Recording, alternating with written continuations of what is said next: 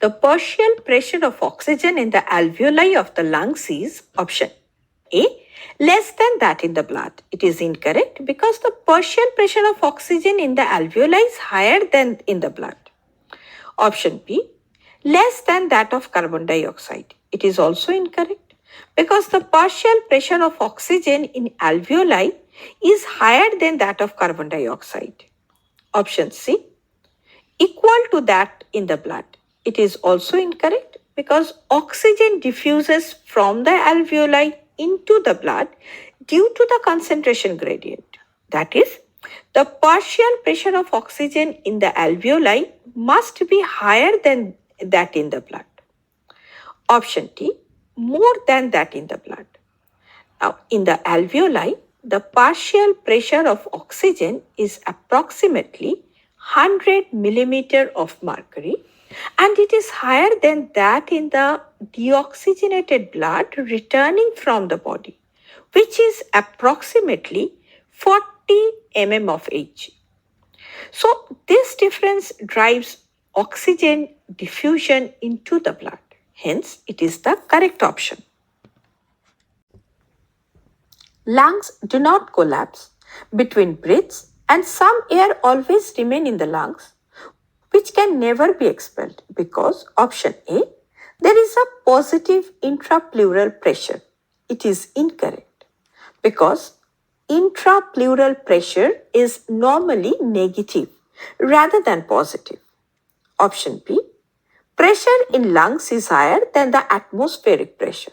It is also incorrect because this condition occurs during exhalation, but it does not explain why the lungs do not collapse between breaths. Option C, there is a negative pressure in the lungs. It is also incorrect because the lungs themselves do not maintain negative pressure.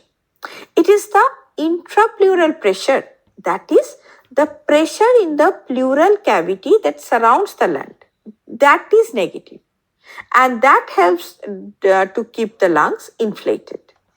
Option D, there is a negative intrapleural pressure pulling at the lung walls. Now, as already stated, the negative pressure in the pleural cavity creates a suction that keeps the lungs expanded and prevents them from collapsing. And this pressure helps to ensure that some air remains in the lungs at all times, preventing their collapse between the breaths. And this negative intrapleural pressure combined with the elasticity of the lungs and the surface tension of the alveoli keeps the lungs inflated and ensures that some air remains in the lungs for always. Hence, it is the correct option. Now, lungs are made up of air-filled sacs called the alveoli, but they do not collapse even after forceful expiration because option A, inspiratory reserve volume.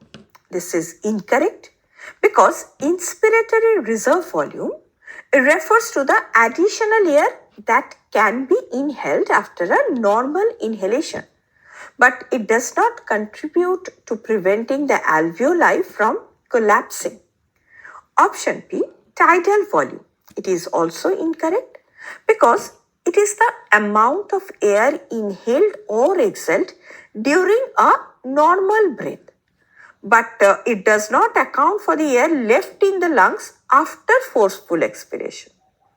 Option C, expiratory reserve volume. It is also incorrect because it is the additional air that can be exhaled forcefully after a normal exhalation, but it is not responsible for maintaining the alveolar inflation. Option D, residual volume.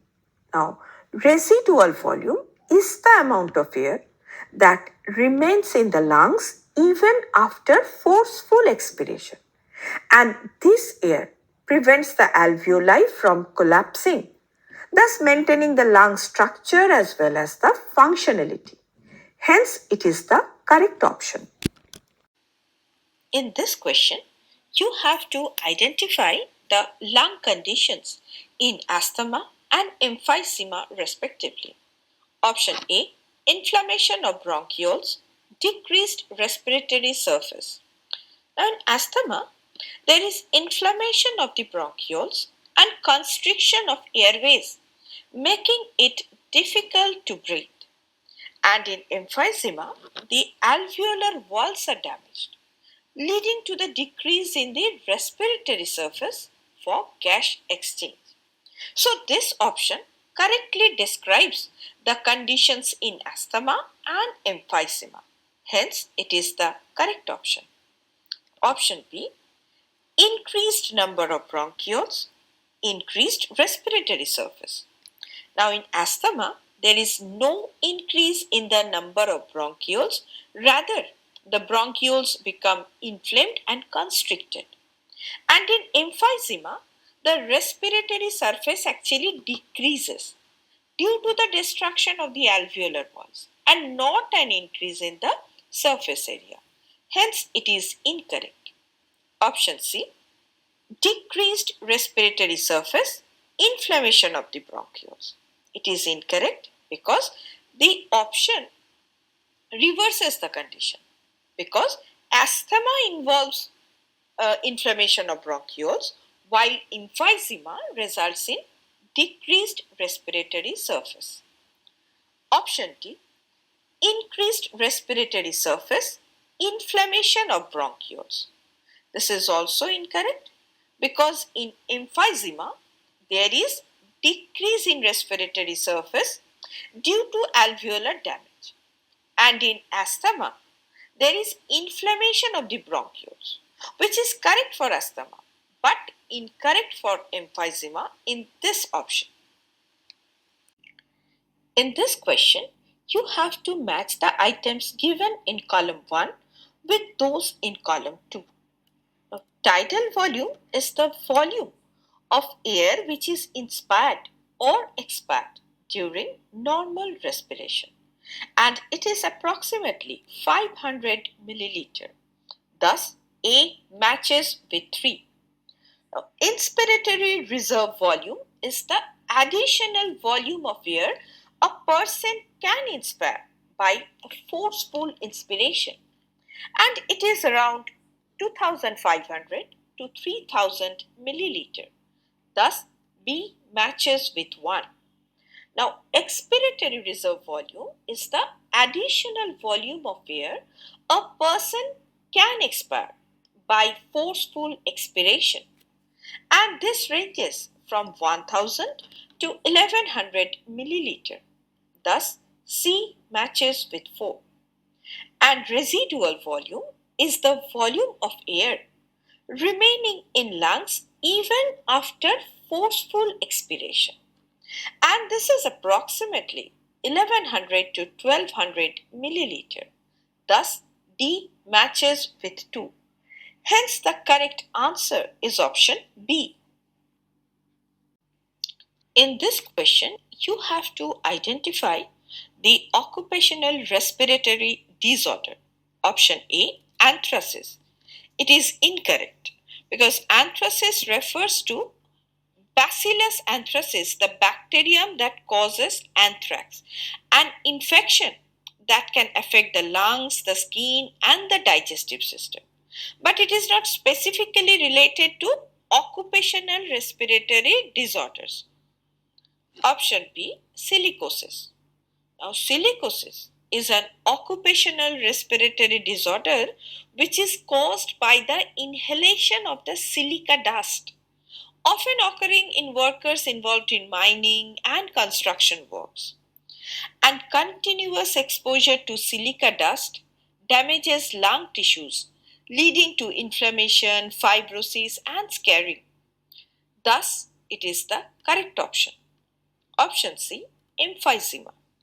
It is also incorrect because emphysema is the chronic respiratory condition when the alveoli in the lungs are damaged, leading to difficulty in breathing, and it is commonly associated with smoking rather than occupational exposure to specific dust or particles. Option D, botulism. It is also incorrect. Botulism is an illness caused by Clostridium botulinum toxin, usually due to food contamination. In this question, you have to point out the respiratory quotient value of tripalmitin. The respiratory quotient is the ratio of carbon dioxide produced to oxygen consumed during metabolism. So, for the fats like palmitin, 102 moles of CO2 is produced, but 145 moles of oxygen is consumed. Hence, by calculating RQ, that is the volume of carbon dioxide produced to the volume of oxygen consumed, it is coming to 0.7. Hence, option B is the correct answer. Due to increasing airborne allergens and pollutants, many people in urban areas are suffering from respiratory disorder causing wheezing due to option A, benign growth on mucous lining of nasal cavity. Now this is incorrect because benign growths in the nasal cavity such as nasal polyps can cause nasal congestion and breathing difficulty, but they are not associated with wheezing. Option B, inflammation of bronchi and bronchioles. Now wheezing, which is commonly caused by inflammation and constriction in the bronchi and bronchioles. Now, which are the lower respiratory airways? And this inflammation narrows the airways, thus making it difficult for air to pass through and causing the characteristic wheezing sound, which is commonly seen in asthma and other respiratory disorders which are usually aggravated by allergens and pollutants. Option C, reduction, proliferation of fibrous tissue and damage of the alveolar walls. It is also incorrect because proliferation of fibrous tissue and damage to alveolar walls are characteristic of emphysema. This condition reduces lung elasticity and impairs gas exchange but does not directly cause wheezing. Option D, reduction in the secretion of surfactants by pneumocytes. Now, surfactant is a substance that is produced by alveolar cells to reduce surface tension and prevent alveolar collapse. So, a reduction in surfactant can lead to respiratory distress and difficulty in breathing, especially in the newborns, but it does not directly cause any wheezing. Hence, it is incorrect. In this question, you have to point out the expiratory capacity of an athlete when the tidal volume is equal to 500 ml, the expiratory reserve volume is equal to 1000 ml, and the residual volume is 1200 ml. Now, expiratory capacity is the total amount of air a person can exhale after a normal inspiration, and it can be represented by the formula expiratory capacity equal to tidal volume plus expiratory reserve volume. So it's given that the tidal volume is 500 ml and the expiratory reserve volume is 1000 ml. So expiratory capacity is coming to 500 plus 1000 equal to 1500 ml.